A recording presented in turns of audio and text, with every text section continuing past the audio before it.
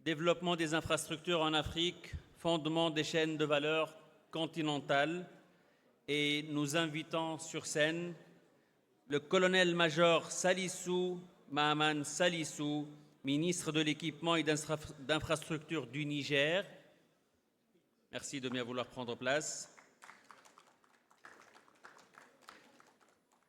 Monsieur Jemel Ksibi, président de la Fédération nationale des entreprises BTP Utica Tunisie. Merci aussi de bien vouloir nous rejoindre.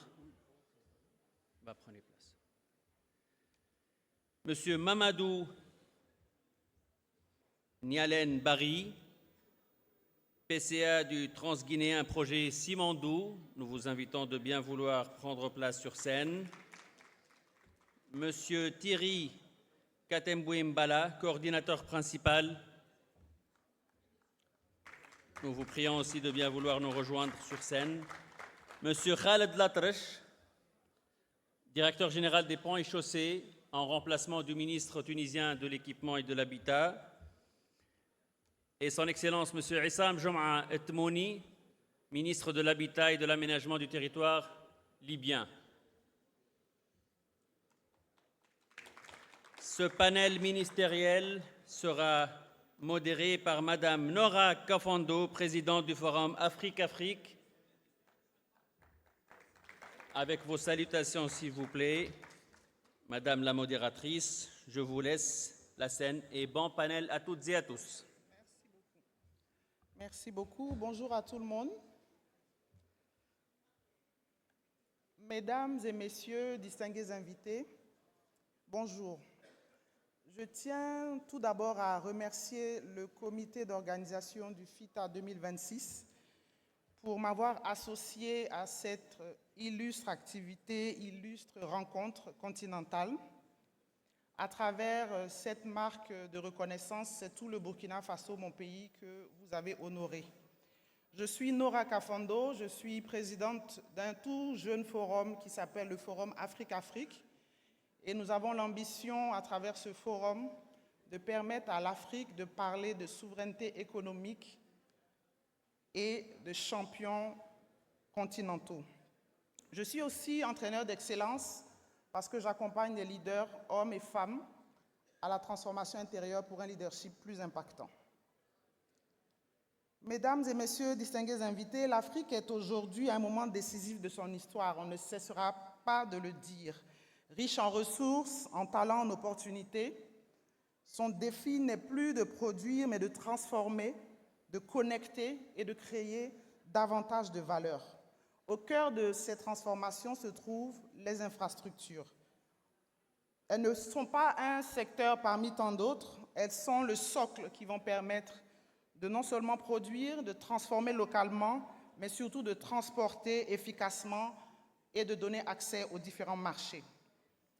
Lorsqu'un corridor logistique relie deux villes, il ne relie pas deux villes seulement, il relie des économies.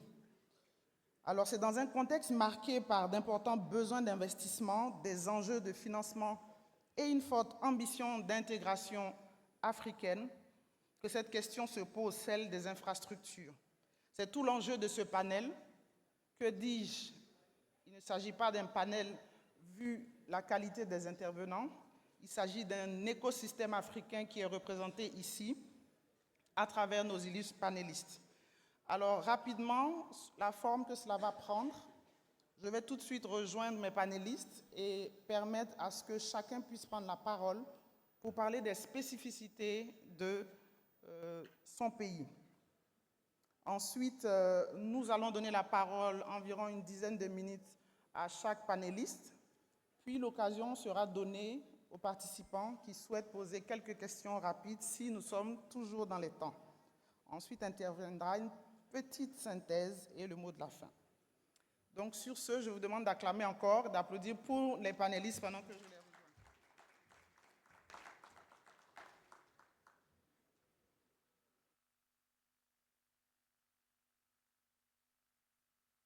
Pas bien applaudi pour mes panélistes. Je ne sais pas si vous voyez la qualité de ces personnes qui sont avec nous. Comme je disais, c'est un écosystème africain qui est ici représenté. Alors, nous allons commencer très rapidement avec le Niger. Nous allons nous tourner vers son Excellence le colonel-major Salissou, qui est ministre de l'Équipement et des Infrastructures du Niger. C'est un stratège, en même temps qu'un homme de terrain, qui porte de grands chantiers nationaux, notamment en termes de corridors de route. Il est très orienté urgence, impact concret. Donc ici, sur ce panel, il sera la voix du réalisme africain avec ses contraintes et ses désirs de souveraineté. Alors, Son Excellence, bonne arrivée, bienvenue. La question que je voudrais vous poser tout de suite, c'est au regard de votre environnement, l'environnement du Niger, qui est ce qu'on appelle un pays enclavé, qu'est-ce que vous pouvez nous dire, nous partager par rapport aux infrastructures et la manière dont les infrastructures dans votre pays ont de l'impact sur l'économie?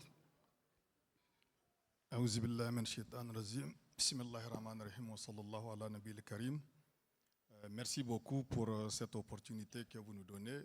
Je voudrais dans un premier temps adresser au nom de son Excellence le général d'armée Abdrahmane Chani, président de la République du Niger, chef de l'État, au nom du Premier ministre, son Excellence Ali Lamine Zen, de demander aux organisateurs de transmettre les salutations fraternelles à son Excellence Kaïd Saïd, président de la République tunisienne, et transmettre en tout cas toute notre gratitude et nos remerciements au gouvernement tunisien et au peuple tunisien pour la qualité de l'accueil dont nous avons été victimes depuis notre arrivée et les commodités qui ont été mises à notre disposition depuis notre séjour. C'est un honneur pour nous de nous retrouver au sein de cette auguste assemblée qui est la 9e édition du Festival Investing and Trade in Africa organisé par Tunisia African Business Council et nous en sommes honorés. Je voudrais, comme ce que vous avez dit, présenter un peu notre pays, l'ambition des plus hautes autorités du Niger en termes d'infrastructure. Donc le Niger, mon pays, est un pays enclavé, comme vous l'avez dit, d'une superficie à peu près d'1 267 000 km², pas d'accès à la mer, avec une population autour de 27 millions d'habitants, dont pratiquement 80% de la population est rurale. Et donc, dans le programme de refondation de son Excellence le général d'armée Abdrahmane Chani, à l'axe 3, le pilier développement a fait du développement des infrastructures de transport une priorité. Ceci pour permettre de pouvoir transporter ce qui est produit dans les zones de production vers les centres commerciaux, mais aussi l'aspect social, l'accès aux soins de santé pour l'évacuation sanitaire, pour que nos enfants puissent aller vers les centres éducatifs pour pouvoir s'instruire. Nous disposons actuellement d'un réseau routier d'environ 23 800 km, tout type confondu, dont 6 000 km en bitumé et avec un taux à peu près de 35% de très bonne qualité. Et nous essayons actuellement de faire en sorte que ce réseau puisse être développé pour pouvoir assurer en tout cas la transformation des chaînes de valeur, la qualité. Comme vous le savez, si nous avons un réseau routier qui est assez bien, ça permet de réduire le coût de transport et donc rendre compétitifs nos produits d'abord sur le marché national, ensuite au sein de la Confédération de l'Alliance des États du Sahel dont nous sommes membres et au-delà, en tout cas dans la sous-région. Nous avons de gros chantiers qui sont en cours. Notamment, il y a le projet du corridor économique Lomé-Ouaga-Niamey que nous procédons avec le Burkina Faso et le Togo et une route d'à peu près 114 km qui va vers la frontière burkinabé et qui relie le Niger avec le port de Lomé est en cours de réhabilitation. Nous avons lancé les travaux de réhabilitation en béton bituminé depuis le 13 novembre.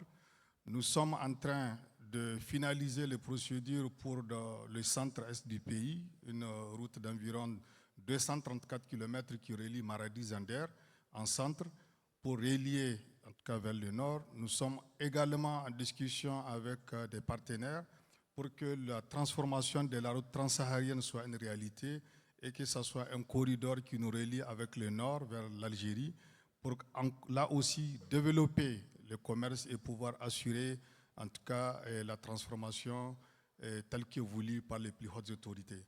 C'est un corridor d'à peu près, nous sommes dans le cadre de la transsaharienne à 225 km entre Arlit et Samaka. Les 125 km sont finis, les 5 km sont pratiquement à plus de 90%. Et nous comptons ramener jusqu'à Agadez, qui est lié à peu près à 230 km.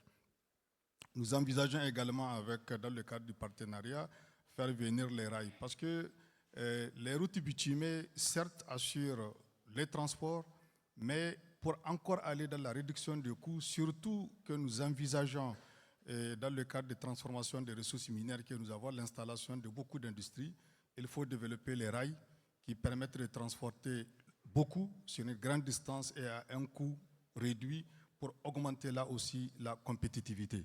Donc, de façon synthétique, c'est pour dire que le Niger envisage en tout cas la transformation de ces infrastructures de transport en partenariat avec beaucoup d'institutions pour pouvoir aller dans le sens de la transformation de notre économie et aussi participer en qualité dans la compétitivité.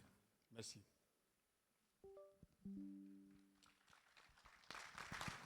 Merci beaucoup, Excellence. Si je comprends bien, le Niger est vraiment engagé à, comme vous l'avez dit, transformer et améliorer déjà les circuits routiers avec un grand projet sur la route transaérienne. Et des opportunités sont effectivement envisageables sur ce tronçon-là et éventuellement sur le rail aussi, qui est une opportunité pour nos différents pays. Merci pour votre contribution. Je crois que les questions viendront peut-être creuser un peu plus sur les réalités du Niger. Alors, nous allons nous tourner maintenant vers son Excellence Issam Joa Al-Toumouni, qui nous vient de la Libye.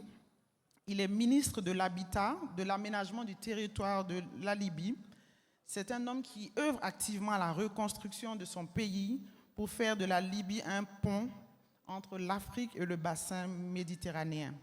Donc, son Excellence sera la voix de la reconstruction. Il va nous partager l'expérience de la Libye, notamment nous parler de projets structurants sur lesquels la Libye est en train de travailler. Vous avez la parole, Excellence.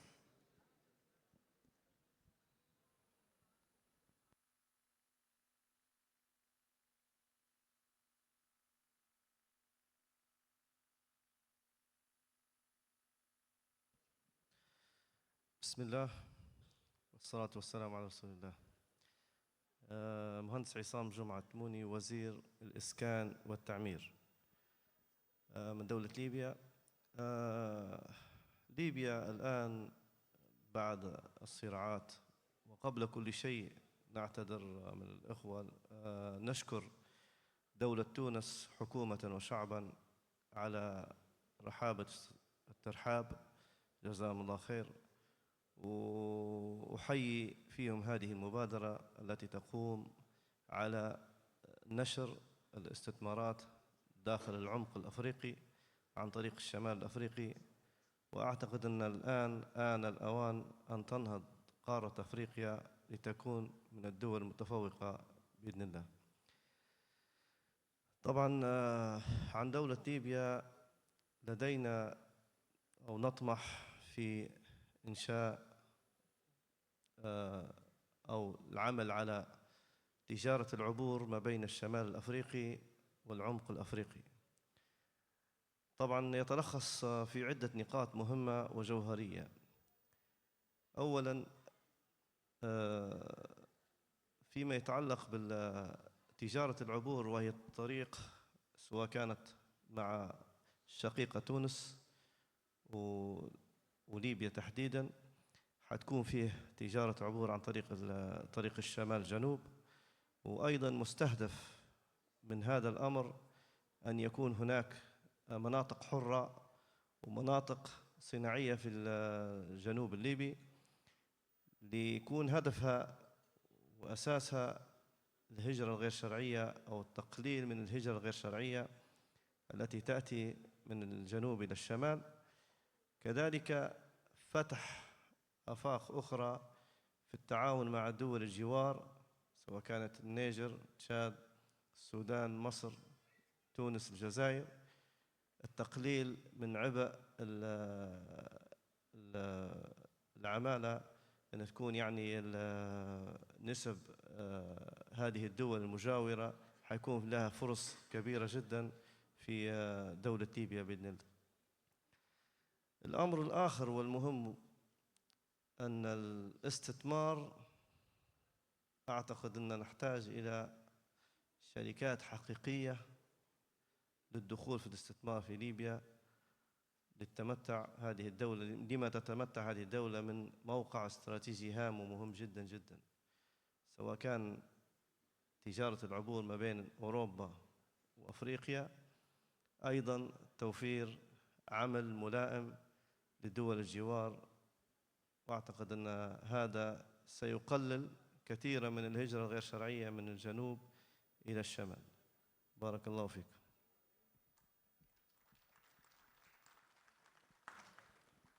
Peut-être que quelqu'un pourrait nous dire en quelques mots ce que Son Excellence a bien pu traduire sur les projets structurants. Un volontaire? Non, pas de volontaire. Pardon? Quelqu'un de son équipe, soit en anglais ou en français? Quelqu'un comprend sur, sur le panel? Pourrait nous aider un petit peu? C'est fini là. C'est fini. Ok, donc on va prendre le temps tout à l'heure, on va demander des contributions pour traduire, mais tout ce que nous avons discuté déjà avec Son Excellence, c'était vraiment les projets structurants qui sont actuellement en cours en Libye. Il y avait aussi une dynamique dont il voulait parler, je ne sais pas s'il a pu le faire concernant l'immigration, mais c'était les thématiques qu'il souhaitait aborder et donc je pense que tout le monde en sort grandi. Merci beaucoup, Excellence, pour votre contribution. Alors, nous allons un peu changer de bord, hein, parce que nous allons aller vers un businessman qui est peut-être pas le seul, mais en tout cas officiellement un des gros businessmen sur notre panel ici. Ah oui, laissez-nous utiliser les termes qu'il faut. Monsieur Jamel Xibi, qui est de la Tunisie. Il est président de la Fédération nationale des entrepreneurs du BTP tunisien. C'est un homme d'expérience qui a dirigé plusieurs chantiers d'envergure et aujourd'hui, il est à la tête de 4 entreprises du BTP. Donc, autant dire un homme d'affaires. Il est la voix du business, la voix de la rentabilité sur ce panel.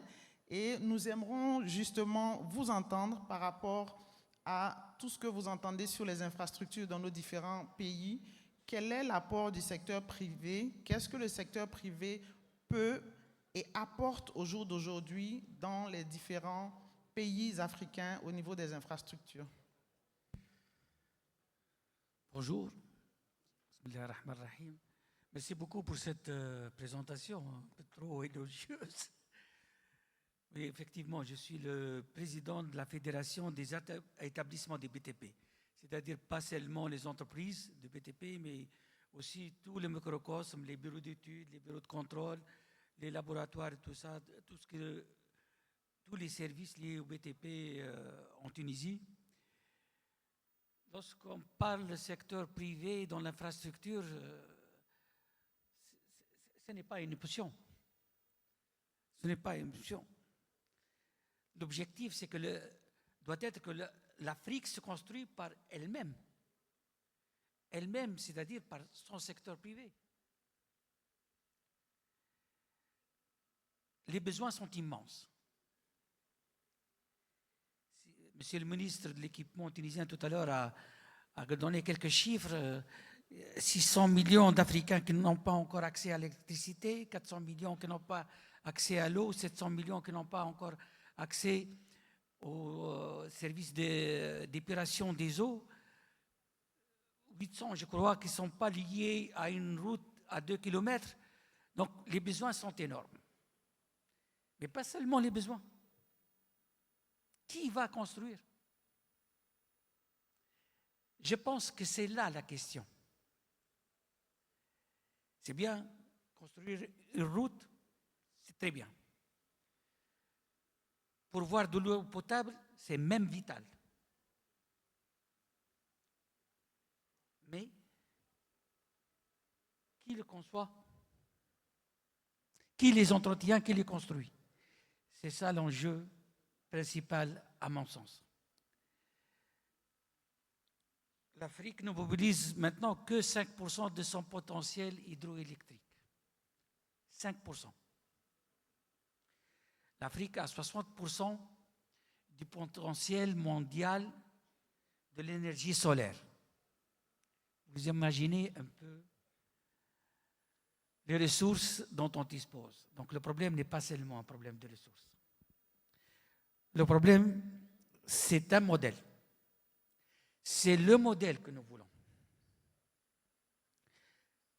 Nous devons penser à construire pour nous-mêmes. Mais pas seulement penser, on a suffisamment pensé. Maintenant, il faut savoir le réaliser. On a des success stories sur lesquels on peut bâtir. Au Sénégal, par exemple, je sais, vous me corrigez ceux qui connaissent mieux que moi le Sénégal, qu'ils ont un succès extraordinaire pour l'alimentation en eau potable rurale. Il faut bâtir sur ça. Au Kenya, j'étais au Kenya, ils ont des exemples pour l'électricité à partir du solaire, donc des réseaux limités qui permettent aux habitants d'intégrer l'économie. Et on doit bâtir sur ça. Je ne vais pas m'allonger parce qu'on en discuter un peu plus après. Merci beaucoup. Mais pourtant, je voulais quand même qu'on creuse, parce que là, on parle de modèle, donc du côté conceptualisation, et on parle aussi de ressources humaines. Nous avons les ressources, le matériel. Qu'est-ce que vous proposez concrètement en tant qu'acteur du secteur privé sur ce volet? Regardez, l'Afrique manque encore annuellement de 70 à 100 milliards de dollars d'investissement dans les infrastructures. En moyenne, on est encore à 3% du PIB d'investissement, ce qui est trop peu. La Chine, maintenant, elle est à 6%. Elle a déjà construit la plus grande partie de son infrastructure. Le Vietnam, je prends ces exemples-là parce qu'elle est à 5%. En Europe, si je prends le cas du Portugal, ils ont, durant des années, ils ont investi 10% de leur PIB pour arriver au niveau d'infrastructure qu'ils ont. Donc là, on a un effort à faire. Mais nos entreprises restent sous-capitalisées. C'est un cercle vicieux qu'il faut rompre. Ils n'ont pas la confiance des donneurs d'ordre, ils restent sous-capitalisés et on reste sur ça. Nos talents sont sous-exploités. Et surtout, nos talents émigrent. Et là, c'est le sang de nos pays. Oui, on peut parler de l'immigration circulaire, tout ça, mais on a besoin de nos jeunes, de nos talents, on a besoin d'eux pour construire avec nous le pays. Nos projets sont généralement conçus pas pour les entreprises locales, pas pour le leadership local. Et là, avec nos partenaires, et surtout avec les bailleurs de fonds, il faut savoir négocier. Moi, je connais l'exemple de la Turquie. J'ai eu la chance de travailler en Turquie en étant jeune. Ils ont imposé, Turgut Özal, c'était à l'époque, à la Banque mondiale, que l'entreprise qui construit le deuxième pont sur le Bosphore, je faisais partie de ce groupement, soit à 50% turc. Et c'était un méga projet à l'époque avec 1200 km d'autoroute. Et c'est comme ça que la Turquie a construit sa capacité. On peut le faire. Et les bailleurs de fonds l'accepteront si nous, on fait de ce point de vue-là une politique publique, un objectif public. Parce que l'Afrique qui conçoit ces projets, c'est l'Afrique qui saura comment les gérer, comment les entretenir, comment surtout garder de l'expertise. L'expertise, c'est la clé du développement. Ok, merci beaucoup. Très intéressant. Je crois qu'on prendra aussi les inputs des autres panélistes sur cette question des talents africains, cette question des ressources humaines et des opportunités qui sont laissées à nos jeunes. Je pense que c'est une question transversale, quels que soient les pays. Donc, nous allons revenir là-dessus. Sur ce, nous allons faire un voyage. Nous allons quitter la Tunisie pour aller dans un très beau pays, la RDC. Et nous allons introduire M. Thierry Katembwe Mbala, qui est le coordonnateur d'un très beau projet, Kiamona, déjà même le nom est très beau, et qui parle de l'extension de la déjà très belle ville de Kinshasa. Donc, pour doter cette capitale d'infrastructures qui peuvent durer et qui peuvent surtout répondre aux défis démographiques donc, du Congo RDC. Donc, vous êtes coordinateur de projet, vous êtes la voix de la coordination sur ce panel. Comment est-ce qu'on coordonne un tel projet? Quelles sont les ambitions? Et donc, dites-nous, et à la fin, pensez au clin d'œil par rapport aux jeunes talents. Dites-nous aussi quel est votre point de vue sur cette thématique. Vous avez la parole. Merci beaucoup, Madame Kafando, et bonjour à toute l'Assemblée. Merci déjà à FITA, M. Anis Jaziri, ainsi qu'à toute son équipe d'avoir pris le temps d'inviter la RDC en général, avec l'ANAPI qui pilote cette mission et notre comité, ainsi que les autres compatriotes ici présents. On a été très bien accueillis avec beaucoup d'honneur et on remercie la Tunisie pour cette marque de bienveillance. Ce projet, le projet d'extension de la ville de Kinshasa, est un projet assez gigantesque.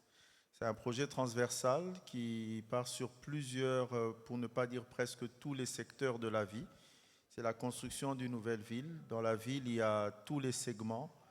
Il y a le logement, il y a l'infrastructure de base qui est la clé de la réussite. Il y a l'eau, l'électricité, la mobilité, le commerce, le trading. Il y a l'agriculture, il y a les industries qui sont le fer de lance. Il y a beaucoup de secteurs. C'est ainsi qu'il y a eu la mise en place de cet organe public avec un pouvoir assez transversal pour pouvoir réaliser ce projet. Ce projet qui touche, comme j'ai dit, à plusieurs secteurs, mais aussi qui demande une très grande mobilisation des fonds, chose comme l'a dit tout à l'heure, qui n'est pas toujours aisée avec nos économies, quelquefois assez étriquées. Mais de l'autre côté, le besoin, il est réel. Kinshasa, aujourd'hui, c'est plus de 15 millions d'habitants pour la ville de Kinshasa en elle-même, avec son voisinage déjà avec plusieurs provinces. Ça fait énorme pour une ville qui a été conçue il y a plus de 65 ans, qui a été planifiée du moins, pour à peu près 1 million d'habitants. Ça commençait à faire beaucoup et il fallait bien mettre en place un plan de développement. C'est ainsi que le gouvernement de la République a décidé, et c'était une vision assez claire dès le départ du président de la République, de pouvoir étendre la ville de Kinshasa. Et en l'étendant, il nous fallait vraiment quitter les sentiers battus pour pouvoir en faire un projet porteur, un projet structurant, et avoir le courage de pouvoir affronter les défis, tant internes qu'externes, les défis des financements, sans pour autant drainer le pays dans une situation de surendettement. Par rapport à cela, le positionnement de Kinshasa Kiamona, c'est un positionnement d'un hub logistique. Il y a donc toute une infrastructure autour sous-régionale, puisque c'est la zone où le futur pont route-rail qui est piloté par la BAD va être exécuté. Donc à partir de cet instant, on est lié à toute l'Afrique centrale et même l'Afrique de l'Ouest via ce pont route-rail. Nous avons le fleuve Congo qui, en fait, en lui-même, déjà traverse ce pays-continent qui est quand même de plus de 2 345 000 km² et qui remonte vers les différentes provinces. Nous avons l'ambition avec les grandes cités industrielles que nous mettons en place de pouvoir desservir l'intérieur du pays avec des produits fabriqués sur place, ce qui permet aussi aux provinces de se développer. Ça fait que c'est un projet très structurant qui est lié aux pays voisins, puisqu'il y a l'approvisionnement et la fourniture sur les pays voisins. Il y a les infrastructures internes, la route nationale numéro 1, le fleuve, ainsi que le chemin de fer vers le Congo central et vers le centre-ville actuel de Kinshasa. il y a la liaison fluviale ainsi qu'un ring, une rocade qui est mise en place. Ça fait énormément d'infrastructures, ça fait énormément de projets et d'où la complexité de ce comité stratégique qui est piloté par Madame la Première ministre avec des ministres assez transversaux. Ce que je peux rajouter là sur le capital humain, les nouveaux talents, comme nous les avons et nous les appelons chez nous à la coordination, nous avons mis en place plusieurs modules. Nous avons un module que nous avons appelé Kiamona Campus Lab. Le Kiamona Campus Lab, depuis plus d'une année, c'est un centre scientifique avec les universités où nous avons mis en place des concours pour faire participer dès le départ les différents ingénieurs, élèves ingénieurs, puisqu'ils sont encore à l'université. Et on fait parmi certaines images que vous avez vues dans le projet qui est en train de se mettre en place, il y a des projets qui sont faits par ces talents qui ont gagné des concours internes à Kiamona Campus Lab. Au-delà de cela, nous avons fait de la formation professionnelle notre fer de lance, où des valorisations des acquis d'expérience sont mises en place par le ministère de formation professionnelle pour le projet Kiamona. Et nous sommes en train d'implémenter un très grand centre de référence de formation. Mais les nouveaux talents, c'est la clé. Le nouveau talent, ce n'est pas seulement les formations, ce n'est pas seulement les étudiants, tels que vous avez suivi mon prédécesseur, c'est aussi une question d'écosystème. C'est l'écosystème qui fait partie aussi de ces talents, qui nous emmène de la nouveauté dans la façon de concevoir tout ce qui est ingénierie financière, tout ce qui est ingénierie technique avec le numérique et même de l'ingénierie contractuelle. C'est ainsi qu'on a fait de ces trois types d'ingénierie notre fer de lance du travail au quotidien. Nous ne sommes pas dans un système bloqué. On utilise tous les nouveaux codes, on utilise tous les instruments financiers qui sont à la disposition tant localement que de façon internationale et de faire participer les différents acteurs que nous avons sur place déjà au pays pour s'accommoder à ce nouveau type de financement, quelquefois innovants, mais qui sont beaucoup plus efficaces que des classiques.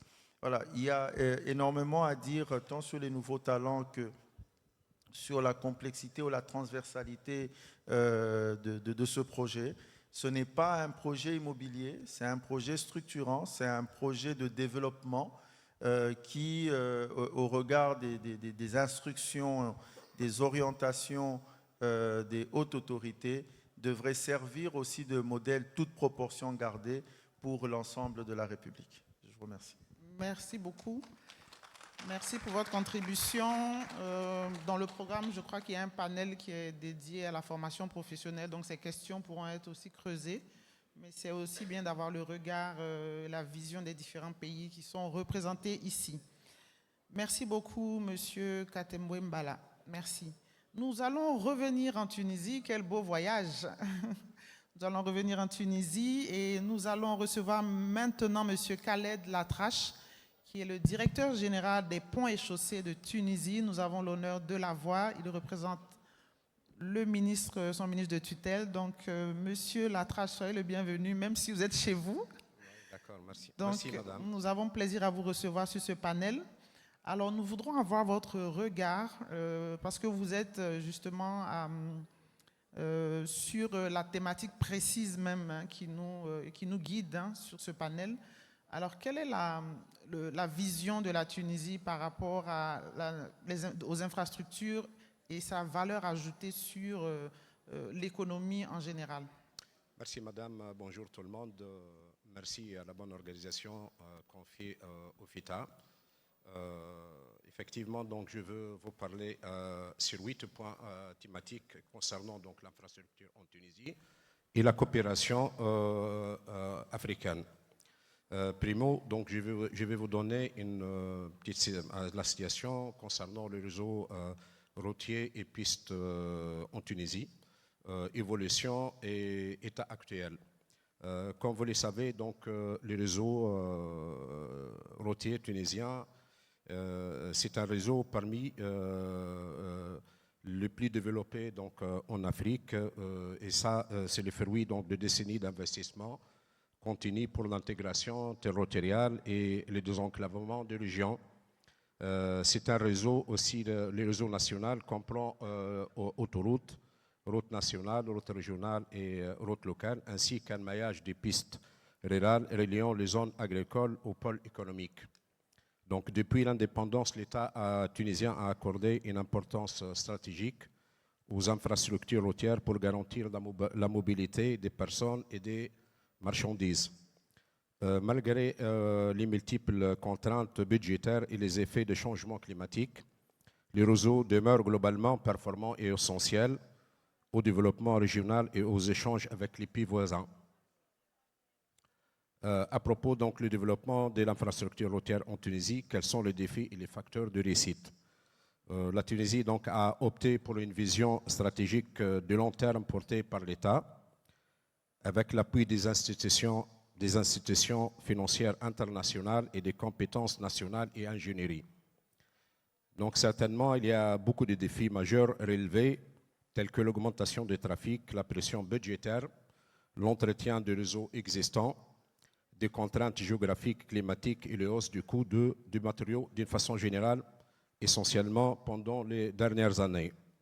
Donc la Tunisie a développé une expertise reconnue dans la planification, la conception et la réalisation d'infrastructures en s'appuyant sur ces entreprises et ces bureaux d'études de gamme internationale.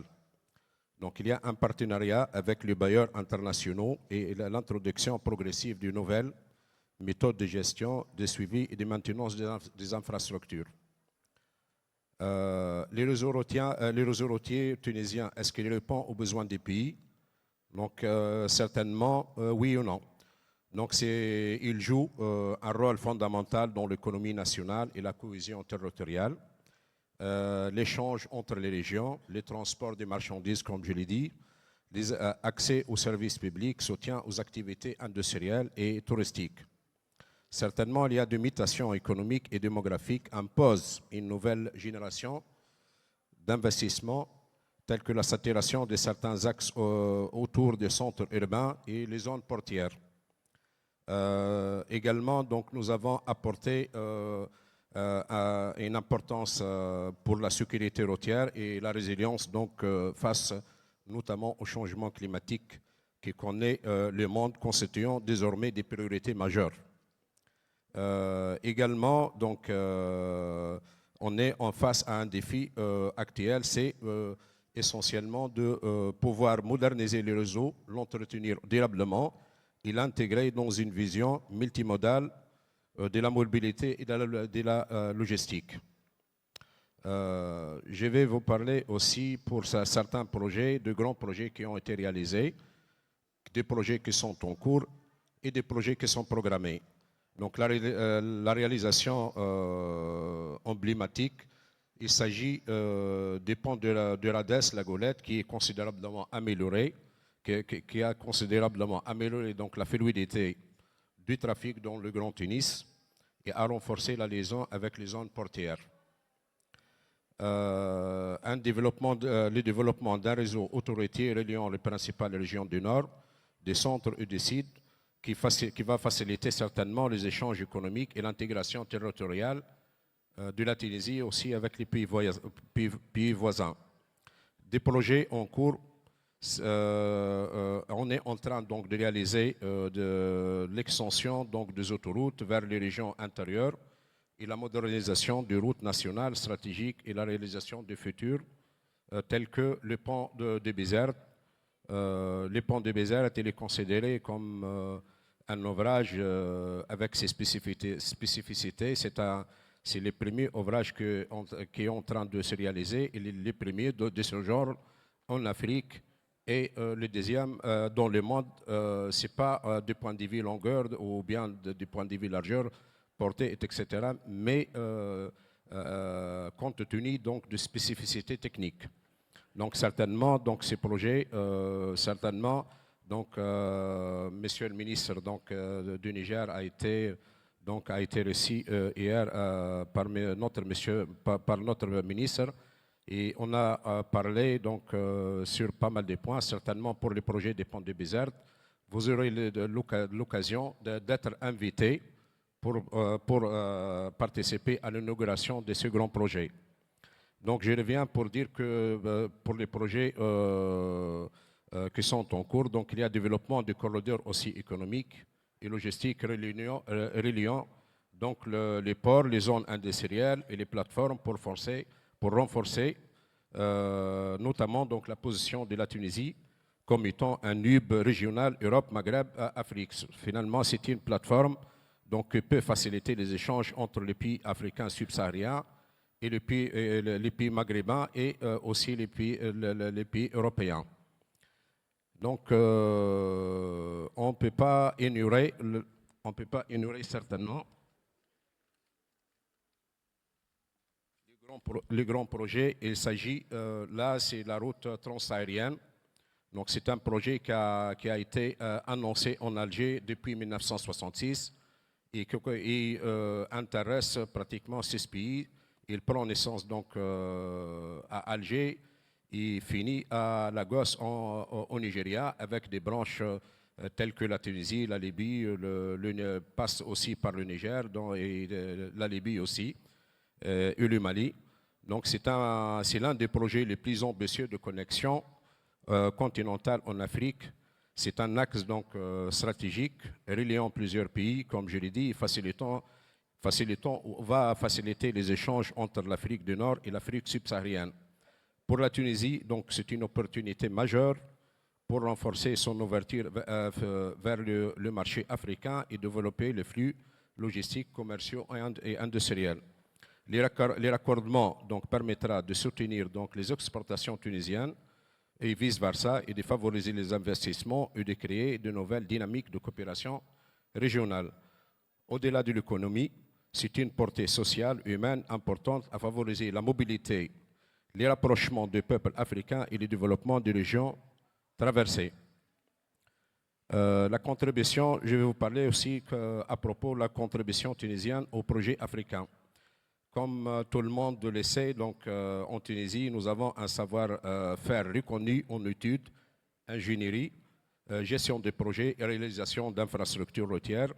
Donc, les bureaux d'études et entreprises tunisiennes participent déjà à des projets dans plusieurs pays africains, ayant la capacité à exporter donc, des compétences techniques et à accompagner les pays africains dans leur programme de développement des infrastructures.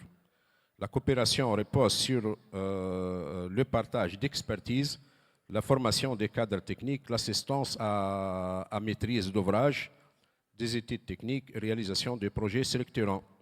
La coopération sud-sud comme levier essentiel pour une intégration africaine fondée sur le partenariat de compétences et le développement partagé.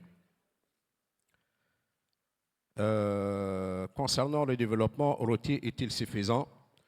Donc, il y a la nécessité de transport ferroviaire et rapide. Donc, comme tout le monde le sait, les réseaux routiers seuls ne peuvent répondre durablement aux besoins croissants de mobilité et de logistique. Donc, il y a une nécessité d'une approche multimodale intégrée s'impose essentiellement en Tunisie. Donc, la modernisation des réseaux ferroviaires et le développement du transport ferroviaire rapide constituent des priorités aujourd'hui stratégiques pour réduire la pression sur les routes. Donc, ces investissements amélioreraient la sécurité, aussi diminueraient donc le coût logistique et contribueraient à la transition énergétique et environnementale. L'ambition de la Tunisie, nous avons aussi donc développé des corridors multimodaux associant routes, chemins de fer, ports et plateformes logistiques pour un système de transport moderne, durable et aussi compétitif. Perspective, le dernier point, donc à propos de perspective de coopération avec les pays africains, donc vers un partenariat actif et durable. Donc, deux perspectives promoteuses. La Tunisie peut accompagner les programmes donc, africains de développement de routes, ponts, infrastructures, logistiques et systèmes de transport. Donc, on est disposé à accompagner les pays là où et on sait que pas mal des pays donc, africains, ils ont déjà commencé à former ces ingénieurs. Donc, ils ont aussi des bureaux d'études et des entreprises. Mais tout le temps, donc, on est à côté de des pays africains. Donc, la mise à disposition, les bureaux d'études tunisiens, ils sont à la disposition, aussi les centres de formation, les compétences en ingénierie, entreprise, des travaux publics, expertise en gestion et la maintenance donc, des infrastructures. L'avenir de l'Afrique, certainement, passe par le renforcement de la connectivité régionale, le développement du corridor de transport et des infrastructures, favorisant le commerce interafricain. Donc la Tunisie, finalement, souhaite être un partenaire actif, fiable et engagé au service d'une Afrique plus intégrée, plus connectée et plus prospère. Et merci, madame. Merci beaucoup, monsieur. Je crois que le positionnement de la Tunisie a été vraiment clairement exposé et que nous avons conscience de l'expertise qui existe et des chantiers qui sont en cours, qui sont des projets structurants. Alors, nous allons continuer notre voyage. Nous allons terminer ce premier tour. On verra après en termes de temps ce qui nous reste. Nous allons en Guinée. Et on dit the last but not the least. Nous allons accueillir maintenant son Excellence, M. Mamadou Barry, qui est actuellement le PCA de la compagnie du Transguinéen, le projet Simandou, ancien ministre et expert de la Banque mondiale. Il pilote un des plus grands projets d'infrastructure, entre autres, d'infrastructure d'Afrique, et il sera la voix des méga-projets et de la transformation économique et de la possibilité des opportunités qui existent en termes de partenariats internationaux. Vous avez la parole, M. Barry. Merci beaucoup, madame. C'est un plaisir d'être ici pour parler de la Guinée et du corridor de Simandou. Ce n'est plus un projet parce que les constructions sont finies depuis l'année passée. Et la Guinée, c'est aujourd'hui la deuxième plus grande économie de l'Afrique de l'Ouest francophone, avec 40 milliards de dollars de PIB cette année. C'est la plus forte croissance sur le continent africain et la projection est maintenue pour les années futures. Cette année, c'est 9,3% de taux de croissance malgré le contexte international contraignant. C'est aussi un pays qui est noté par S&P B+, une très bonne notation et à l'inaugural déjà avec de bonnes perspectives. Et Simandou, c'était un projet depuis le lendemain de l'indépendance de la Guinée. Et nous sommes un pays côtier qui a 300 km d'ouverture sur la côte atlantique. Dans la partie sud du pays, nous avons les minerais de fer des plus fortes teneurs non exploités au monde. Et il y avait la question de comment drainer ces ressources vers la côte atlantique et accéder au marché international. Et donc, depuis 5 décennies, notre pays a rêvé, concrétisé ces corridors ferroviaires. Et c'est à l'avènement du président Mamadi Doumbouya en fin 2021 qu'on a commencé les négociations en 2022 pour prendre l'engagement de finir la construction de toutes ces infrastructures en fin 2025. Et l'engagement vis-à-vis du marché mondial, c'était que le 11 novembre à 11h11, on allait siffler le premier train de Simandou. Il fallait mobiliser plus de 20 milliards de dollars de financement sur les marchés mondiaux, ce qui a été fait. Et il fallait mobiliser des dizaines de sociétés de construction d'infrastructures dans le monde. Parce que sortir de terre 650 km de rails à 2 voies, donc plus de 1300 km de tracks de trains à poser, construire des centaines de ponts et construire plusieurs tunnels, dont un tunnel de 12 km en bas d'une montagne, ce n'était pas donné. Et nous sommes très heureux aujourd'hui qu'il y a plus de 6 mois maintenant, nous avons fait l'inauguration des infrastructures de Simandou. Et le premier minerai de fer de la Guinée est arrivé sur le marché mondial. Nous allons devenir au moins 10% de l'offre de minerais de fer de qualité sur le marché mondial, ce qui fait de nous un des principaux acteurs du fer dans le monde. Comme le disent les analystes, le fer et l'acier du monde s'analysent avant Simandou et après Simandou. Donc, depuis notre entrée, nous sommes un market maker du fer maintenant. En plus des 650 km de voies ferrées, le corridor de Simandou, c'est aussi un port, et quasiment l'un des plus grands ports minéraliers du continent africain, dont la construction aussi est finalisée, avec une capacité de 120 millions de tonnes à l'exportation. Et aujourd'hui, à notre port, donc ouvert sur l'Atlantique, à Moribaya, les bateaux tournent déjà. Nous sommes déjà à quelques millions de tonnes de minerais exportés sur le marché mondial. Et le corridor de Simandou, c'est aussi 10 gares dans les préfectures traversées pour les passagers et pour les marchandises, parce que la vision du chef de l'État n'était pas de créer un corridor minier, mais un corridor de développement. Donc aujourd'hui, Simandou est devenu une réalité, et sur la base donc, des externalités attendues du projet Simandou, le chef de l'État a instruit la mise en place d'un programme de développement sur les 15 prochaines années, et parce que souvent, quand les chocs positifs affectent les pays, il n'y a toujours pas de plans d'utilisation des revenus additionnels générés. Donc nous avons travaillé sur un plan de développement structuré autour de 122 projets qu'on appelle aujourd'hui le programme Simandou 2040, qui doit mobiliser environ 200 milliards de dollars sur les prochaines années. Et ça peut paraître beaucoup, mais quand on sait que le PIB de la Guinée en fin 2026 est attendu être à 40 milliards de dollars et que nous avons pu mobiliser plus de 25 milliards de dollars les 2 dernières années dans le cadre de ces différents projets, nous sommes très confiants et que les investisseurs nous font confiance. Rien que l'année passée, en plus du projet Simandou, nous avons lancé de nouvelles usines de raffinerie. Notre pays n'en avait pas créé une seule depuis son accession à l'indépendance. Et l'année passée, on a lancé des raffineries dont les investissements dépassent le milliard de dollars.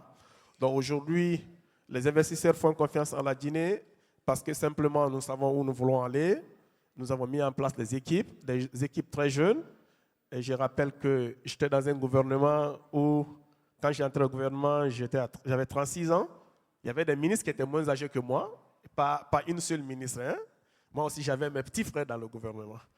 Donc aujourd'hui, on a un pays qui sait où il veut aller et qui est vraiment prêt à accueillir les investisseurs africains, internationaux. Quelqu'un me parlait ce matin, il me parlait d'un projet de 200 millions de dollars. Il me disait, bon, 200 millions, c'est rien par rapport à Simandou, mais c'est quand même quelque chose. Je lui disais que nous sommes ouverts à tout type de projet. Nous ne sommes pas dans les nuages, nous avons les pieds sur terre. Nous avons certes fait des projets gigantesques, parce que Simandou, il faut le rappeler, c'est le plus grand projet minier jamais réalisé sur le continent et le plus grand d'ailleurs jamais réalisé dans le monde. Donc cela ne nous empêche pas de nous battre pour que chaque centime additionnel qui peut entrer dans notre pays sous forme d'investissement, qu'on le sécurise et qu'on s'assure que l'investisseur est en sécurité dans notre pays. Donc après Simandou, nous sommes contents que ceux qui ont investi avec nous dans Simandou cherchent de nouvelles opportunités parce que les premiers investissements se sont bien passés. Parce que pour nous, Simandou, c'était aussi un message qu'on envoyait au marché mondial que malgré les différentes crises dans le monde, malgré tous les problèmes que nous connaissons en Afrique de l'Ouest, on peut faire confiance en cette région-là. On peut envoyer son argent, investir, avoir des retours sur investissement et surtout réinvestir. Merci. Wow. En tout cas, on parlait de méga projet, qui n'est plus un projet, hein, méga réalisation. Donc je change le terme. Quand j'écoute un peu tous les panélistes sur les projets dans les différents pays, je pense que l'espoir est vraiment ravivé. Hein. J'espère qu'il en est de même pour chacun de vous ici et que chacun arrive à lire un peu les pistes d'opportunités qui peuvent être tissées. Il y a un message qui transparaît de tout ce qui a été dit ici. C'est ce désir-là d'alliance africaine, c'est ce désir-là d'avoir des alliances avec régionales. Et cela, je pense que c'est vraiment quelque chose à féliciter par rapport à nos gouvernants qui ont compris qu'aujourd'hui, l'Afrique ne pourra pas avancer seule. Les pays africains ne pourront pas avancer seuls. Il faut avancer main dans la main. Donc vraiment, félicitations pour vos différents projets. Moi, j'ai encore des questions, mais je ne sais pas si les participants ont des questions. Je ne vais pas accaparer la parole. Est-ce qu'il y a des questions? Sinon, moi, j'en ai encore beaucoup. Je suis à peine arrivé à un petit niveau de ce que je souhaitais, mais je vois qu'il y a déjà des mains levées. Ok, est-ce qu'il y a des micros qui pourront se balader? Nous allons prendre déjà... Alors, si vous pouvez nous dire à qui est adressée la question, ça va permettre de cibler. Donc, nous avons déjà 2 personnes pour les questions, 3. D'accord, on va commencer par ces 3 questions. Bon, allons-y là, c'est plus proche. Tout le monde va avoir la parole. Ensuite, les 2 messieurs. Merci. J'ai bien écouté le méga projet, le grand gisement de fer en Guinée. Comme je suis moi-même géologue et métallogéniste, donc spécialiste dans les sciences des matières minérales et énergétiques, où est-ce qu'on peut avoir, parce que bon, il y a le gisement mauritanien aussi qui beaucoup ont fait, mais vous allez dire que vous avez 120 millions de tonnes par an. Combien vous estimez les réserves et quelle est la durée de vie? Parce que nous, vous savez, en Tunisie, à la compagnie de phosphate, on a commencé comme ça en 1985 par la découverte et maintenant on a 140 années d'ingénierie et on a passé vraiment par plusieurs étapes et j'imagine là quelles sont les étapes sur lesquelles vous allez passer. Donc, à côté de ça, donc combien vous allez vendre le brut, combien vous allez faire les raffineries pour fabriquer le fer là-bas. Et puis quand même, c'est vrai, ce sont des projets très structurants. En Tunisie, nous n'avons pas ni chemin de fer, ni rien du tout. C'est grâce à la CPG et après au groupe chimique qu'on a fait tout ça. Et vraiment, toute cette structuration, ces usines, ces mines, même au niveau universitaire. Moi, je préconise aussi, pourquoi ne pas aussi faire une école d'ingénieurs des mines? Parce que vraiment, puisque c'est un méga, donc comme ça va être un projet intégré.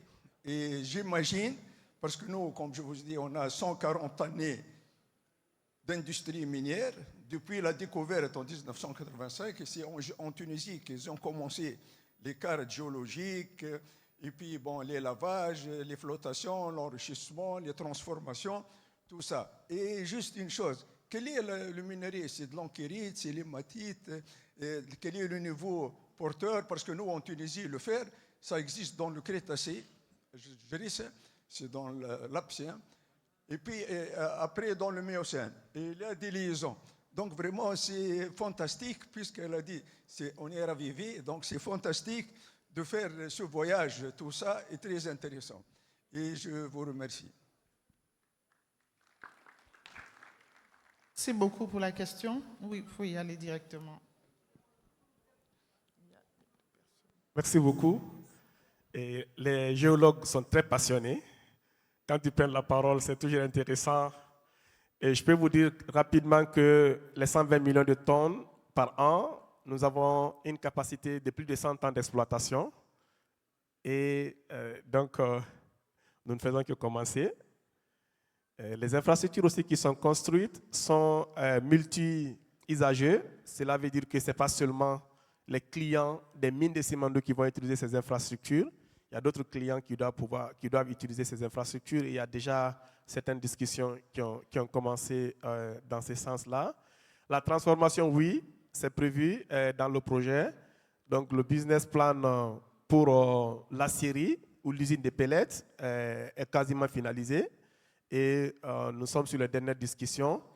Parce que, comme vous l'avez dit, notre vision, c'est vraiment créer tout un écosystème autour de ces projets. Donc, les écoles, évidemment, d'ingénierie qui vont sortir à travers notre initiative de Simandou Academy, qui est déjà très fonctionnelle. Et Simandou Academy, l'objectif, c'est d'abord, satisfaire le besoin en ressources humaines de qualité pour le corridor de Simandou. Et 2, promouvoir l'excellence académique en Guinée et à travers Simandou Academy. Il y a 20% des ressources publiques générées au niveau du transguinéen qui sont déjà affectées de par la loi à Simandou Academy, donc pour la formation de l'excellence. Parce que pour nous, l'investissement dans le futur passe par l'éducation. Chaque franc investi dans le capital humain pour nous est un investissement de long terme. Et donc, la Guinée, sincèrement, comme je le disais, sur le fer, et donc toutes les formes de fer, heureusement, parce qu'il y a d'autres mines de fer qui commencent en Guinée. Et je tiens à rappeler, parce que je vois le ministère des Mines, la Guinée est un pays de bauxite. Nous ne sommes pas un pays de fer. Nous sommes le premier producteur mondial de bauxite. Nous avons plus de la moitié des réserves mondiales de bauxite. Donc nous sommes avant tout un pays de bauxite. Le fer, c'est un supplément pour notre économie. Et maintenant, avec la teneur de notre fer, et qui est aujourd'hui quasiment la meilleure sur le marché mondial en termes de quantité aussi, et nous n'essayons pas de faire des comparaisons aux minerais de nos frères en Mauritanie, mais aujourd'hui, avec la facilité logistique qui est créée, parce que quand tu as un chemin de fer à 2 voies, donc les 120 millions qui sortent ne touchent pas les importations qu'on fait. Parce que le port que nous avons aussi est un port conventionnel, c'est un port commercial. Donc il y a 3 quais, 2 quais minéraliers et un quai commercial. Donc pour nous, Simandou, vraiment, c'était notre modèle dans les mines. Et aujourd'hui, l'espoir est qu'on réplique Simandou, non seulement en Guinée, mais aussi dans d'autres pays. L'idéal. Alors, nous avons une question. Merci, Monsieur le ministre. Nous avons une question. Et puis ensuite, là. Bonjour.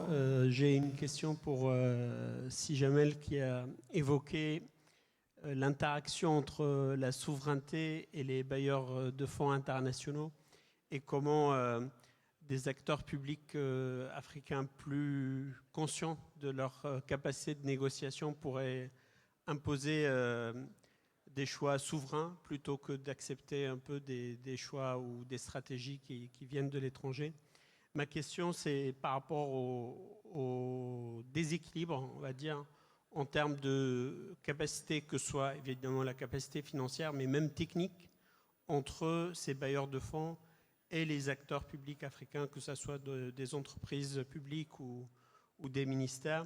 On voit bien, je prends l'exemple le plus concret qui est la Banque mondiale, qui à chaque fois qu'ils sont en train de financer un projet, ils vont ramener des sommités internationales en termes d'expertise, des personnes qu'on appelle depuis Washington pour donner des avis. Comment un acteur public africain pourrait peser face à ce genre de force pour imposer des choix souverains et non pas subir ces décisions qui sont prises depuis l'autre côté de l'Atlantique. Donc là, on est dans le concret. Hein. Alors, on vous écoute. Merci. Merci, c'est Tarek. C'est Tarek Bassid est polytechnicien. Il a fait X à Paris. C'est une de nos compétences qui sont revenues au pays, qui travaille pour le pays, qui a travaillé beaucoup pour les grands bailleurs de fonds. Je te remercie pour cette question. Je te remercie d'être ici parmi nous. C'est toujours ça. Regardez, la conviction, on doit l'avoir tous. L'essentiel, ce n'est pas d'inaugurer un projet. C'est très important d'inaugurer un projet. Mais c'est aussi important de dire qu'est-ce que ce projet a généré. Bien sûr, qu'est-ce qu'il a généré comme bien-être, qu'est-ce qu'il a généré comme emploi, qu'est-ce qu'il a généré comme croissance économique, mais qu'est-ce qu'il a généré, surtout qu'est-ce qu'il a généré comme compétence, comme expertise, comme constructeur. L'essentiel, ce n'est pas seulement de construire. Le plus important, c'est de construire une capacité de construire. Comment le faire? Comment négocier avec les bailleurs de fonds. On a de l'expérience. On a même des success stories. Je vais prendre 2 exemples parce qu'ils sont tous les deux à côté de moi. En Tunisie, les années 90, c'était en 90 ou 91, une entreprise tunisienne, c'était un groupement d'entreprises tunisiennes qui a construit le premier tronçon d'autoroute en Tunisie. Avant, c'était tous des entreprises internationales. C'était la volonté de 2 personnes. Je vais les nommer en hommage. Ahmed Defria et Taïb Zikri. L'un est un ingénieur, il était le ministre de l'équipement de l'époque, et l'autre était mon président, le président de la fédération des BTP de l'époque. Ils ont fait ce choix, ils ont su convaincre les bailleurs de fonds et convaincre surtout les autorités de tutelle, enfin, les autorités politiques de l'époque, et on l'a fait. Et maintenant, 100% de l'autoroute, un grand projet autoroutier qui est en train d'être construit maintenant, 120 km d'autoroute, est africain. Il est surtout tunisien, mais il y a aussi des bureaux, une présence marocaine et algérienne dans ce projet-là. C'est ça, développer des capacités de construction. Les 2 personnes qui ont convaincu les bailleurs de fonds, l'un d'eux c'est celui qui a inauguré la séance aujourd'hui, c'était Sislah Zoueri. L'autre, c'était notre actuel Premier ministre, Mme Sarah Zanzari, qui s'occupait à l'époque de l'autoroute. Donc, il y a cette conviction de le faire. On a notre success story. Les Tunisiens sont présents au Niger. J'ai eu la chance et j'ai eu le privilège de rencontrer Son Excellence le ministre à côté de moi, avec les entreprises tunisiennes qui travaillent avec les entreprises nigériennes. Et les bureaux d'études, en Tunisie, on a 2 bureaux d'études, on a plusieurs bureaux d'études d'excellence, mais on a 2 qui sont classés dans les top 100 mondiales. Top 100 mondiales. Il faut bâtir avec ces gens-là. Comment convaincre les bailleurs de fonds? Excusez-moi, je vais vous raconter une anecdote. On a été invité comme fédération en Ouzbékistan. Ma première question, c'était la Chambre de commerce d'Ouzbékistan qui nous a invités. Pourquoi? La première réunion, on l'a fait avec Son Excellence, le ministre de l'économie d'Ouzbékistan, qui était un jeune comme vous, un peu plus jeune peut-être. Et ma première question, pourquoi la Tunisie? Alors pourquoi la Tunisie? C'était pour nos bureaux d'études? C'était pour nos réseaux. Monsieur Ksibi, je sais que vous avez des Tunisiens influents à la Banque mondiale, à la BAD et à Natixis, Natixis, la banque française qui fait beaucoup de logements, il était d'ailleurs invité, et des bailleurs, enfin, des fonds d'investissement basés entre Londres et Dubaï qui font de l'infrastructure. Et c'était 2 fonds dirigés par des Tunisiens. Et le fonds souverain d'Abu Dhabi est dirigé par un Tunisien. Je suis sûr que tous les pays africains ont ce genre de talent qu'il faut savoir utiliser pour le plaidoyer. Et c'est comme ça qu'on peut convaincre. Lorsqu'on est convaincu, lorsque c'est un projet national, lorsqu'on ne commence pas à se dire « Ah non, pour construire l'hôpital tel, il faut que vous ayez construit déjà 3 hôpitaux. » Mais on n'a pas construit d'autres hôpitaux. Il y a d'autres manières de présenter les choses. Absolument. Ça, c'est la première des choses. 2, c'est d'avoir recours à nos talents et à nos talents africains. Personnellement, j'ai eu à discuter à plusieurs reprises avec des experts de la Banque mondiale, des experts de la BAD, des experts de tous ces fonds-là. Et dès que je trouve un Africain dans l'équipe, je sais que l'affaire est gagnée. Et c'est comme ça qu'on progresse. Voilà. Merci beaucoup. Il y a une contribution du Niger. Merci beaucoup. Je pense que le sujet est assez important et il faut ajouter 1 ou 2 mots. Dans son intervention, il a parlé de la rencontre qu'on a eue au Niger. Et effectivement, il y a des entreprises tunisiennes qui travaillent avec des entreprises nigériennes. Monsieur le ministre, votre micro. Ah, ok. Et dans le projet actuel, c'est un projet d'une quarantaine de kilomètres entre Douchi, qui est une des villes nigériennes, sur Kourdoula, qui est du côté du Nigeria, qui est un corridor assez important en termes d'échange. Mais au-delà, je pense que ce qu'il faut retenir, c'est que quand nous avons un projet d'infrastructure et que nous avons des partenaires, notamment la Banque mondiale dont il a fait cas dans son intervention, c'est comment s'y prendre pour pouvoir faire en sorte qu'il ait la confiance entre ceux qui mènent le projet et ceux qui accompagnent financièrement ce projet. Nous, en tant que responsables politiques de mise en œuvre, nous avons le devoir de nous mettre en tête qu'il y a cette question de redevabilité. Chaque franc que nous utilisons pour concevoir, mettre en œuvre et entretenir un projet au profit de nos populations, nous devrons nous assurer qu'il a été utilisé rationnellement. C'est très important, c'est ça qui permet de créer la confiance. Je vais prendre deux exemples. Le premier exemple est un projet que nous appelons projet intégré de développement urbain et de résilience multisectorielle, PIDUREM, qui existait depuis début 2020. Au lendemain des événements du 26 juillet 2023, qui a vu l'accession du Conseil national pour la sauvegarde de la patrie, CNSP, au pouvoir au Niger, j'avais pris ce projet, j'ai eu à tourner dans les différentes capitales et j'ai trouvé qu'il y a eu des études qui ont été faites 2-3 ans avant et qu'il n'y a même pas un début de mise en œuvre. Et c'était financé par la Banque mondiale. Donc, je les ai fait venir, on est assis, on a parlé et on a pu débloquer, en tout cas pas mal, on a lancé les travaux et nous avons fait venir le directeur du département Afrique de la Banque mondiale pour qu'il voie le résultat. Il était dépassé et nous sommes actuellement en train de finaliser le financement de la deuxième phase de ce projet-là et avec beaucoup plus de financement. Par rapport aux compétences nationales, le projet dont j'ai parlé tout à l'heure qui relie le corridor en allant vers la frontière burkinabé qui fait 114 km, il est entièrement exécuté par un groupement d'entreprises nationales.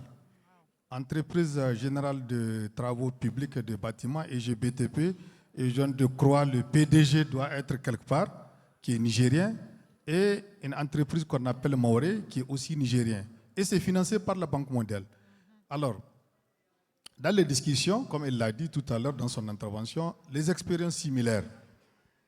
Si nous partons du principe qu'il faut 4, 5, 6 expertises dans les mêmes domaines avant qu'on ne puisse être autorisé à soumissionner dans le cadre de l'appel d'offres, quand est-ce que nos entreprises vont avoir cette expertise? C'est tout ça la question. Mais la qualité du rendu à la fin dépend surtout du contrôle. Le bureau de contrôle, les études bien faites, un bureau de contrôle qui encadre permet d'avoir un meilleur résultat et donc de créer la confiance entre le partenaire qui accompagne financièrement et l'autorité qui met en œuvre le projet. Donc nous avons y amené beaucoup de discussions. On a pu créer les conditions pour que cette confiance soit et il y a beaucoup de projets qui sont en cours. Tout à l'heure, j'avais évoqué quelques projets. Nous avons également celui de l'autoroute et du chemin de fer qui relie Bamako, Ouaga et Niamey dans le cadre de la Confédération de l'Alliance des États du Sahel. Nous avons le chemin de fer qui arrive à Maradi en venant de Katsina au Nigeria. Et nous avons à partir de Maradi pratiquement 1000 km pour relier le nord et 600 km pour revenir vers l'est au niveau de la capitale. Et des discussions sont en cours avec les différents barres, Inch'Allah, pour qu'on puisse mettre avec beaucoup de ports secs à Agadez, à Maradi, à Dosso, pour pouvoir un peu participer en tout cas au développement des compétences locales. Et avec la République de Tunisie, dont les accords, on a eu la grande commission depuis 2012. Et nous sommes en train de discuter comment renforcer en tout cas cette coopération pour qu'il y ait le développement des capacités locales et pouvoir accompagner la réalisation de ces infrastructures qui vont impacter en tout cas de manière positive le développement de notre sous-région. Merci. Merci beaucoup. On retient bien que c'est une question de volonté politique. Les ressources sont disponibles, les compétences existent. il faut de la volonté politique et donner l'opportunité à l'expertise africaine de s'exprimer. Je crois que le cas aussi du Burkina Faso avec Faso Mebo est une belle illustration de ce qu'on peut faire au niveau endogène, au niveau local, avec l'expertise locale. Et donc, on est sur la bonne voie. Il y a de belles initiatives dans ce sens. Il y a une dernière question, malheureusement, parce qu'on est pris par le temps. Oui, nous allons vous écouter. Ça va être la dernière question, malheureusement. Rapidement. Voilà. Ma question a été vidée parce qu'effectivement, je voulais parler du sujet précédent que vous venez de clôturer. Je vais m'adresser au coordonnateur du projet Kiamona. J'aimerais savoir, parce qu'il y a eu plusieurs projets comme ça par le passé, j'aimerais savoir quelle est la différence du projet Kiamona par rapport au passé, parce que c'est important. Pourquoi est-ce que celui-ci change un peu la donne? Deuxièmement, c'est lié. J'ai cru comprendre qu'on passait de 43 000 hectares à 110 000 hectares, donc il y a un deuxième volet. Mais surtout, pour les investisseurs qui sont dans la salle, j'aimerais savoir aussi, vous avez parlé de guichet, comment je fais si je suis investisseur dans la salle? Je m'adresse à qui? Et quels sont les types d'investissements qui sont ouverts et qui puissent permettre, moi, l'investisseur, de venir et de toquer à la porte, et à quelle porte, et poser la question, avoir la réponse. Merci. Merci. Merci pour la question. Pour les questions. Premièrement, très rapidement, la première différence avec les projets de ce type de développement urbain de façon intégrée du passé, la première différence, je dirais, c'est que là, nous avons commencé. Voilà, la différence. Les autres n'avaient jamais démarré, et là, nous avons vraiment démarré. Pourquoi est-ce qu'on a démarré? Déjà, il faut quand même savoir que on a appris en tant que République des erreurs du passé. Il y a une analyse assez profonde qui a été faite entre les experts et le gouvernement pour comprendre pourquoi est-ce que les grands projets de ce type n'arrivaient pas à aboutir. Et au sorti de cela, il y a eu des résolutions. Et pour implémenter ces résolutions, il fallait une volonté politique ainsi qu'une force politique assez ferme, parce qu'il fallait créer un organe principal, un point focal qui devient d'office, et ça touche directement aussi la troisième question, qui devient d'office la porte d'entrée tant pour les opérateurs étrangers que pour les opérateurs nationaux, puisque nous parlons ici aussi évidemment à la fois des investisseurs et des partenaires locaux au niveau national. Cela a été une décision politique assez forte parce que il faut le dire ici, je peux me permettre, il y a des ministres à côté de moi. Il était question de retirer, entre guillemets, une partie du pouvoir qui pouvait être disparate au niveau de plusieurs ministères, de les ramener sur une seule entité, telle que, on le voit justement avec le projet aussi Simandou, donner un certain pouvoir politique de haute portée à un organe technique. À partir de cet instant-là, nous avons pu directement consolider les erreurs, trouver les failles et pouvoir ainsi travailler sur les failles pour pouvoir implémenter. Et donc, le foncier, le cadre de gouvernance, le cadre institutionnel, le cadre et modèle financier ont été en fait les analyses principales, et tous les points ont été levés politiquement et coulés dans des textes qui sont aujourd'hui actifs. Et donc directement, cet organe qui est le CSPVK, le comité pour la supervision du projet de l'extension de la ville de Kinshasa, s'est retrouvé comme étant la porte d'entrée. Cette porte d'entrée dotée d'un pouvoir de conception, conçu sur 43 000 hectares à ce jour, avec une réserve foncière de plus de 70 000 pour atteindre les 110 000 hectares. C'est l'un des actifs importants faisant partie aujourd'hui de la réserve ou de l'actif tant financier que matériel du projet. Avec cet espace qui est urbanisé, avec les cités industrielles, dont la première qui a été lancée par son Excellence le Président en décembre de 7 500 hectares sur un financement principalement chinois, avec les espaces des aménagements urbains, les espaces agricoles ainsi que les espaces écologiques et la base logistique. Tout cela constitue ce que nous pouvons considérer comme la première partie, pour ne pas dire la première phase, afin de pouvoir déjà commencer une certaine forme de délocalisation et de réserver pour le futur. Parce que dans le passé, justement, de notre pays, nous n'avons pas mis en place suffisamment de réserves. Toutes les réserves qui ont été alors mises, soit des réserves d'emprise de route, aujourd'hui n'existent plus pour Kinshasa. Donc cette réserve supplémentaire de plus de 70 000 hectares nous permet en fait d'entrevoir un futur et de ne pas travailler tout simplement à court terme. Donc qu'est-ce qui se passe? Nous sommes l'organe d'entrée. Un investisseur, quand il arrive, il y a des échanges avec le comité stratégique. Ces échanges nous permettent d'avoir premièrement des offres spontanées, des manifestations d'intérêt. Et nous, à partir de cet instant, nous sommes accompagnés de différentes structures étatiques telles que l'ANAPI, avec la DG Rachel, telles que la PCSC, l'UCPP, toutes les structures, qu'elles soient de financement, qu'elles soient techniques au niveau de la République, qu'elles soient au niveau électrique, font partie de notre écosystème. Et nous avons une permanence d'échange avec eux, que nous centralisons la demande, nous orientons la demande selon le type de partenaire, selon le type de financement, et on a les différents modèles, les différents instruments que nos lois prévoient. Le plus grand document, on a parlé ici des projets en milliards de dollars. À titre d'exemple, la grande cité industrielle sur 7500 hectares est d'un budget de 12 milliards de dollars pour sur les 10 prochaines années, avec 5 ans de construction essentielle pour la cité industrielle, pour les 1200 usines, ainsi que la zone de négoce de 2000 hectares. À partir de cet instant, nous dépassons le milliard de dollars. Il y a le document qu'on appelle la convention de collaboration, qui est en fait un document qui est légiféré par la loi 14, qui est au-dessus du milliard de dollars. Nous avons des partenariats publics-privés tels que nous sommes en train d'implémenter les projets de résidentiels et certains projets d'infrastructure. Nous avons les EPC plus F.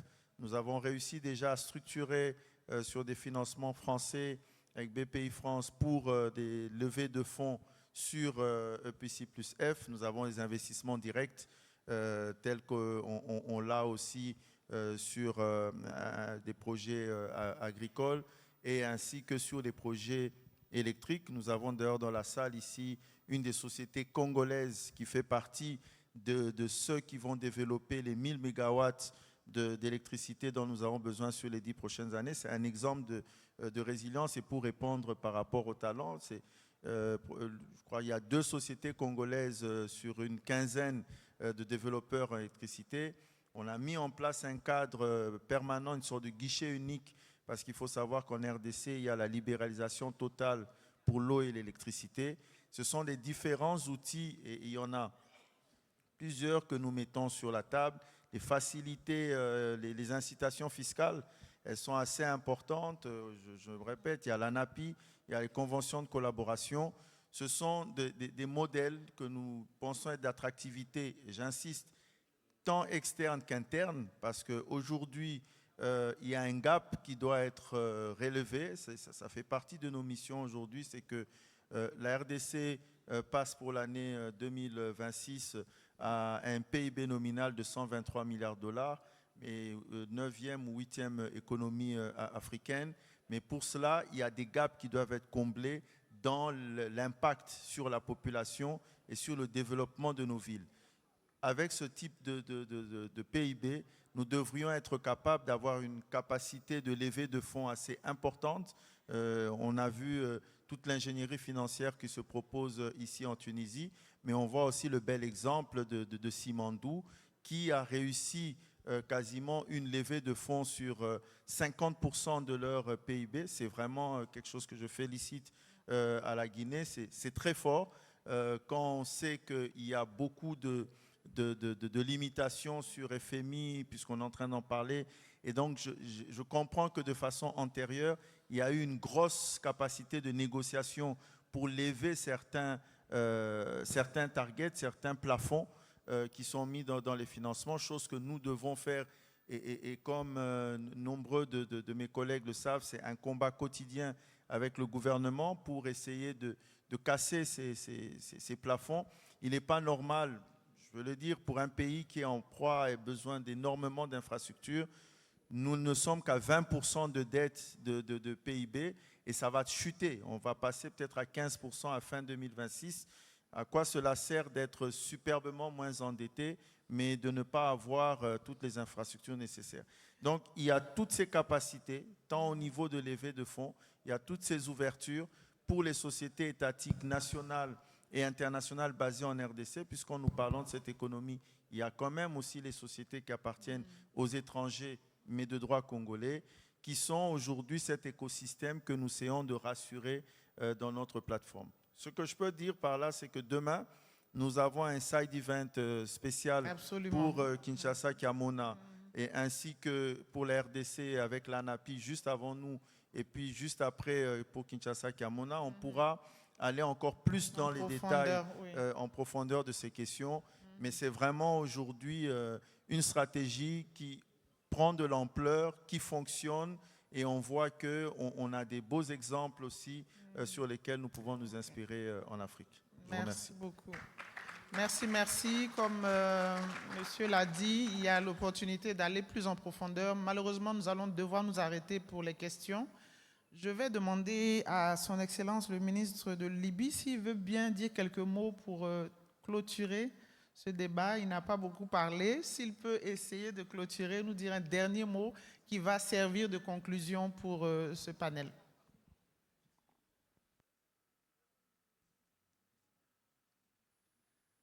أولا شكرا لك على إتاحة الفرصة الثانية للحديث. أنا تطرقت على المشاريع الاستراتيجية التي تربط بين دول شمال أفريقيا وجنوب أفريقيا أو العملاق أفريقي. لن يكون هناك أي استثمار ما لم يتعاون الجميع. هنا أقف عند تعاون الدول المجاورة بأفريقيا للاستثمار، خاصة في تجارة العبور بالدرجة الأولى التي ستفتح باب استثماري كبير جدا لدولة أفريقيا مع الشمال أو دول أوروبا. فهذه نقطة مهمة جدا جدا. تحياتي لكم.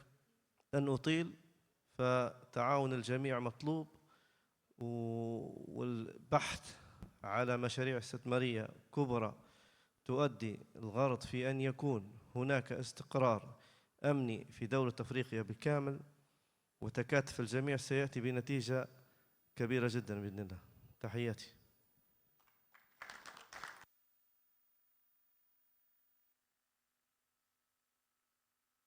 Monsieur le ministre a vraiment donné les derniers mots qu'il fallait.